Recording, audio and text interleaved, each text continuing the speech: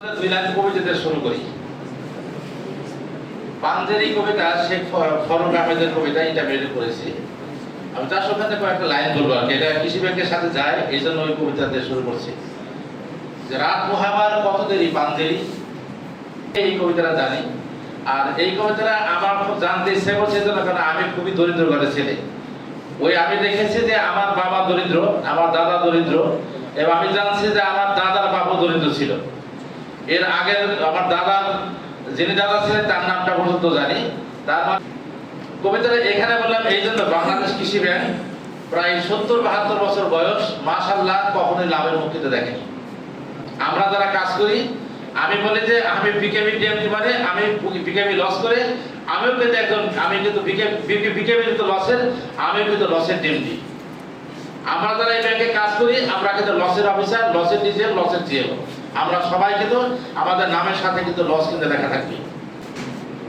বাংলাদেশ কৃষি ব্যাংক ময়মনসিংহ বিভাগ একটি বৈচিত্র্যময়, একই সাথে সম্ভাবনাময় ব্যাংকিং অধিক্ষেত্র। বিভাগাধীন অঞ্চলে যেমন রয়েছে সমতলের কৃষি, সেই সাথে রয়েছে হাওড় পাহাড় ও সীমান্তবর্তী পাহাড়ি এলাকা, রয়েছে মৎস্য, প্রাণী সম্পদ, ফুল ফল সহ প্রধান অতিথি তেনার সম্পর্কে আমরা সবাই জানি, নতুন করে পরিচয় করিয়ে দেওয়ার তেমন দরকার নেই। স্যার কতটা আমাদের ভালোবাসেন, কৃষি ব্যাংক কতটা ভালোবাসেন, সেটা আমরা সবাই জানি। আমাদের প্রত্যেকটা অফিসার এবং ব্যবস্থাপক যারাই, আমরা সকল স্তরের অফিসারদের ফোন নাম্বার স্যারের কাছে থাকে, ব্যক্তিগত পরিচয় তার স্যারের কাছে থাকে। সুতরাং আমি কতটা একজন অভিভাবক, কতটা সুবিভাগ থেকে আমরা ফুল ফুটাবো। আমাদের এখানে প্রচুর বিনিয়োগ করা রয়েছে, সেই বিনিয়োগের ফসল আমরা ঘরে তুলব।